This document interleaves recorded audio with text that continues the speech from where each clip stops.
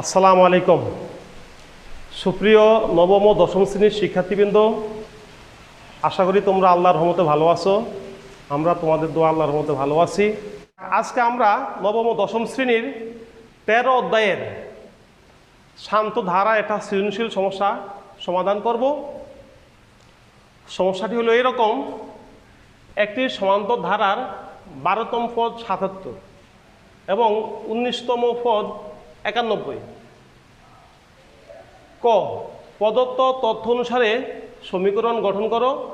খ, ধারাটি নির্ণয় করে তার 15তম পদ নির্ণয় করো। গ, ধারাটির শেষ পদ 149 হলে তার সমষ্টি নির্ণয় করো। তাহলে আমরা আজকে আমাদের কাজ শুরু করছি। ক, তো এখানে যেহেতু সমান্তর ধারা, এখানে ধরতে হবে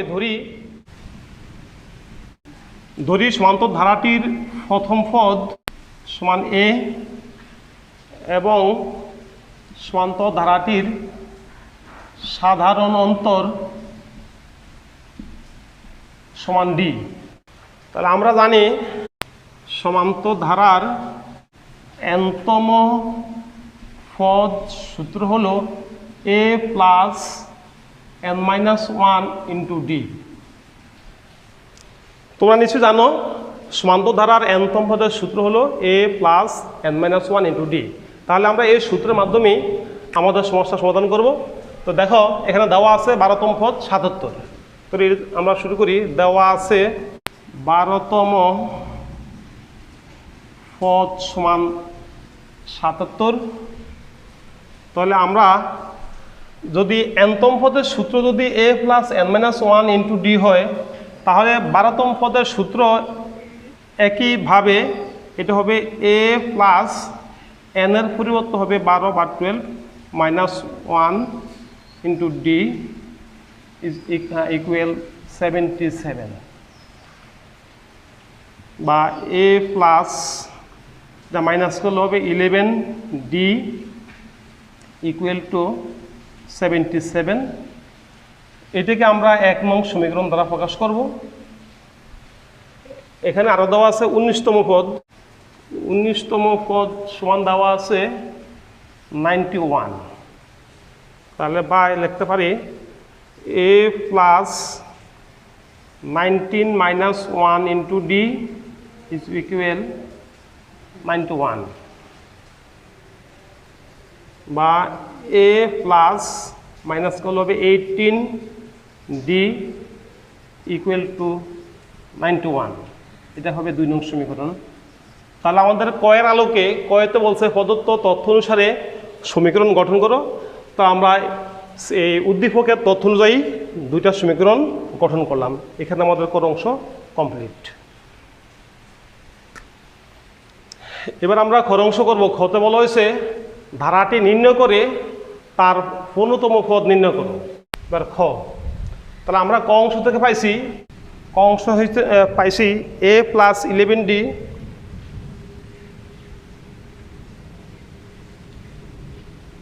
সমান 77। এটা ছিল 1 নং সমীকরণ। এবং দ্বিতীয়টা পাইছিলাম a প্লাস 18 ডি এর সমান 91।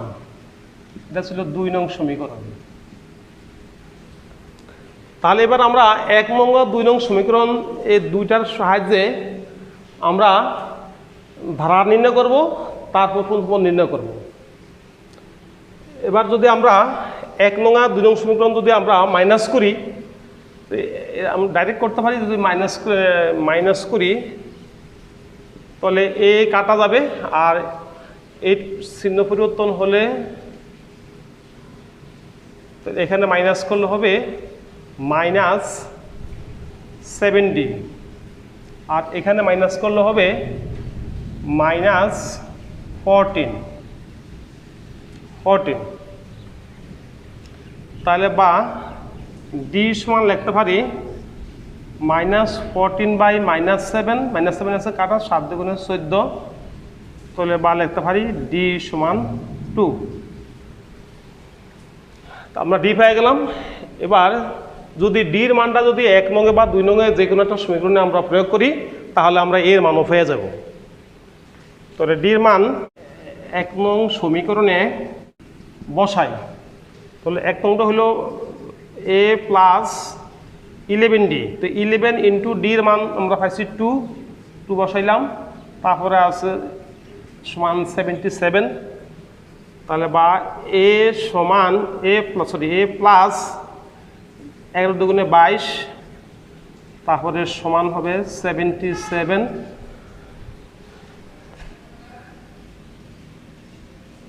বা এখান থেকে লিখতে পারি a সমান 77 মাইনাস 22, তাহলে বা a সমান মাইনাস করলে হবে 55। তাহলে আমরা এর মানও পেয়ে গেলাম। এ মানে কি? এ হলো সমান্তর ধারার প্রথম পদ।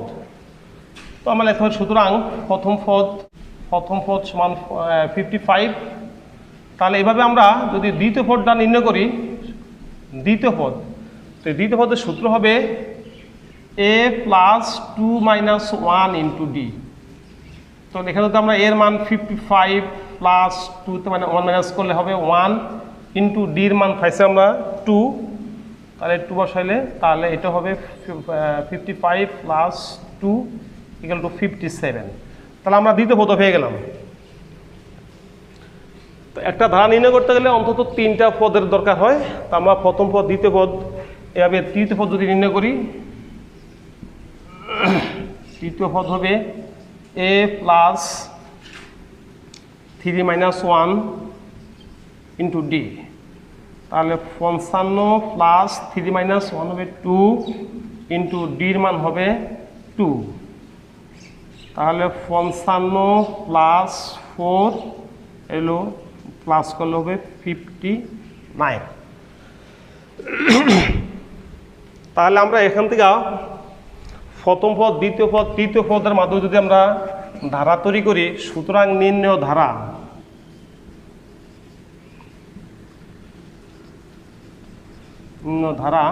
হবে 55 plus 57 plus 59 plus so on।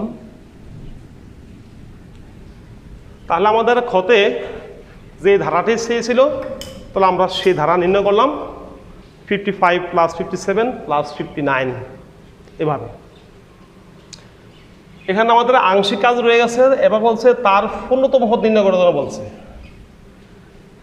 তো এবার আমরা আবার তার পূর্ণতম পদ নির্ণয় করতে পারি একইভাবে। সুতরাং ধারাটির পূর্ণতম পদের সূত্র হবে a plus 15 minus 1 into D. তাহলে এর মান 55 প্লাস মাইনাস করলে হবে এখানে 14 ইন্টু ডির মান হবে 2, তাহলে 55 প্লাস এটা ইন্টু করলে হবে 28, আর এটা প্লাস করলে হবে 8 5 13 1 7 83। তাহলে আমাদের পূর্ণতম পদ হবে 83। তাহলে এভাবে আমরা আমাদের ঘর অংশ শেষ করলাম। পূর্ণতম 83। তারপর আমরা গ অংশের মধ্যে ধারাটির শেষ পদ যদি 149 হয় তাহলে সমষ্টি নির্ণয় করতে হবে। এখানে ধারাটির শেষ পদ সমান 149। তাহলে সুতরাং ধারাটি হবে এমন, প্রথম পদ 59, দ্বিতীয় পদ ছিল 57, সুতরাং তৃতীয় পদ 59, এভাবে তার শেষ পদ হলে 149। আমাদের গড় প্রশ্ন অনুযায়ী ধারাটির শেষ পদ 149। তাহলে ধারা তো আমরা আগেই পাইছি, তো এখানে শেষ পদ হলো 149। তাহলে এবার আমরা এই 55 থেকে 149 পর্যন্ত এই সম্পূর্ণ ধারাটির সমষ্টি নির্ণয় করব। তো এই সমান্ত ধারাটির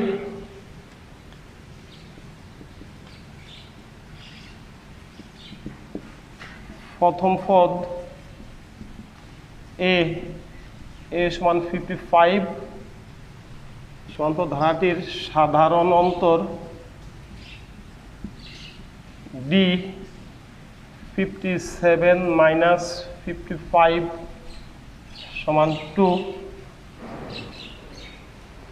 আর শেষ পদ হলো 149। তো আমাদের এখানে সমষ্টি নির্ণয় করতে গেলে 55 থেকে 149 পর্যন্ত এখানে মোট কতটি পদ আছে তা নির্ণয় করতে হবে। তো সেইখানে কতটি পদ আমরা জানি না, ধরে নেই ধরি পদ সংখ্যা n, দুটি পদ সংখ্যা n।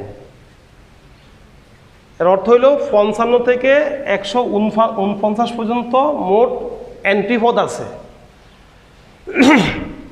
তাহলে সুতরাং লিখতে পারি তাহলে nতম পদ সমান 149, এইভাবে আমরা লিখতে পারি।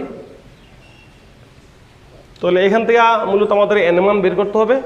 তাহলে আমরা যদি এখানে nতম পদের সূত্র প্রয়োগ করি a plus n minus 1 into D equal to 149, তাহলে বা যদি মানগুলি বসে দেই এর মান ছিল 55 প্লাস n মাইনাস 1 ইন্টু ডির মান 2 ইকুয়াল টু 149। তারপরে যদি এখানে গুণ করি 2 দা গুণ করলে হবে এটা হবে 2n minus 2 is equal to 149। তারপরে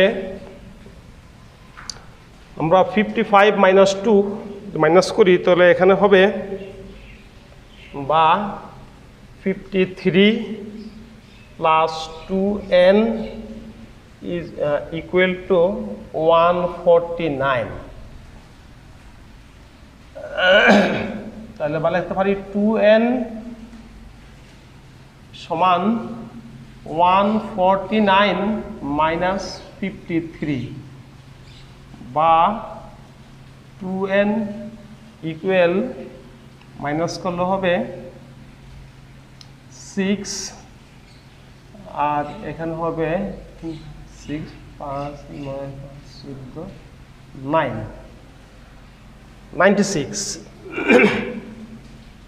বা 2n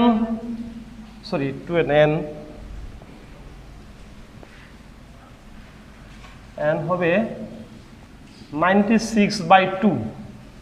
তাহলে 2 দ্বারা ভাগ করলে এটা হবে 4 দুগুণে 8 16 8 দুগুণে 16 48 48।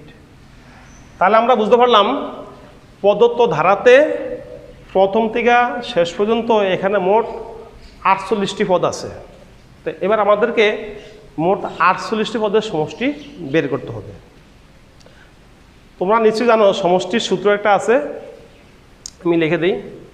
আমরা জানি সমান্তর ধারার প্রথম n সংখ্যক পদের সমষ্টি, এটাকে আমরা সংক্ষেপে Sn বলবো। Sn সমান n/2 into 2a plus m minus 1 into D. এটা হলো সমান্তর ধারার প্রথম n সংখ্যক পদের সমষ্টির সূত্র। এই সূত্রের মাধ্যমে আমরা সমষ্টি নির্ণয় করতে পারবো। এবার আমরা এখানে প্রত্যেকের মান বসিয়ে দেব।